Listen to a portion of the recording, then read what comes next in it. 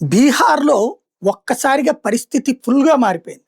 వాస్తవంగా గతంలో చూస్తే ఆర్‌జేడీ ఏదైతే రాష్ట్రీయ జనతా దళ్ ఉందో నితీష్ కుమార్ వాళ్ళ పార్టీ, వాళ్ళు నంబర్ 1గా వచ్చి, నంబర్ 2గా బీజేపీ, నంబర్ 3గా జేడీయూ వచ్చింది.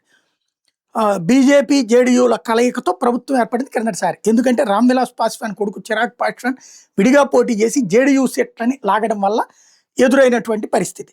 బట్ సింగిల్ లార్జెస్ట్‌గా వచ్చిన మహాగఠబంధన్‌గా ఫెయిల్ అవ్వడం వలన అప్పుడు 110 సీట్లు మహాగఠబంధన్‌కి, 120 సీట్లు వీళ్ళకి వచ్చినటువంటి పరిస్థితులు. దాదాపు 100, 110, 120 ఈ రేంజ్‌లో వచ్చిందనమాట. అంటే అక్కడ టోటల్‌గా 220 ఉంది.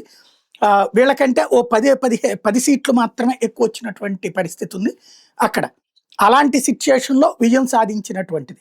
వాస్తవంగా 122 అక్కడ కావాల్సింది. 130 దాకా వచ్చి అటు ఏది జేడీయూను, బీజేపీ వస్తే ఇటు పక్కన వచ్చేటప్పటికి 110 దగ్గర ఆగిపోయారు వీళ్ళు. అలా నడిచింది లాస్ట్ ట్రిప్. ఇప్పుడు వచ్చేటప్పటికి సీన్ కంప్లీట్‌గా మారిపోయింది. వాస్తవంగా ఈ దఫా చిరాగ్ పాస్వాన్ కూడా ఈ కూటమిలోనే పోటీ చేశాడు. అటు మహాగఠబంధన్‌లో రకరకాల గొడవలు, ఘర్షణలు జరిగినాయి.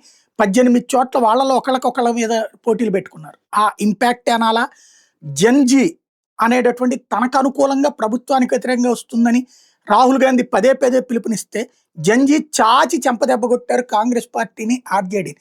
రౌడీ రాజ్యం తెస్తాం, అరాచక రాజ్యం తెస్తాం అంటూ చిన్న పిల్లల చేత కూడా ఉపన్యాసాలు ఇప్పించినటువంటి పాపం వెంటాడినట్టుంది. ఎందుకంటే ఇప్పటిదాకా నేను ఈ వీడియో చేస్తున్న సందర్భానికి చూస్తే సమీపంలో కూడా అసలు ఏది లెక్కలో కనిపించట్లేదు మహాగఠబంధన్. దాదాపుగా 85, 80, 90 మధ్యలో వాళ్ళు ఉంటే, ఇటు బీజేపీ నేతృత్వంలోని ఎన్డీఏ వచ్చేటప్పటికి 150, 160 మధ్యన ఉంది. నేను ఈ వీడియో చేస్తున్నటువంటి సందర్భానికి చూస్తే. అంటే ఒక హవా నడిచిందని చెప్పాలా. గత 2-3 ఎలక్షన్స్ కంటే కూడా భారీ హవా నడిచింది. ఇందులో జేడీయూ ఫస్ట్ ప్లేస్‌కి బీజేపీ, జేడీయూల మధ్యన పోటీ నడుస్తోంది. మొదటి స్థానం, రెండో స్థానానికి. ఆర్‌జేడీ థర్డ్ ప్లేస్‌కి సరిపెట్టుకోవాల్సిన పరిస్థితి వస్తోంది. ఫైనల్‌గా ఫలితాలు వస్తే గానీ అసలు స్పష్టత రాదు. ఇప్పటిదాకా నేను ఈ వీడియో చేసే టైం.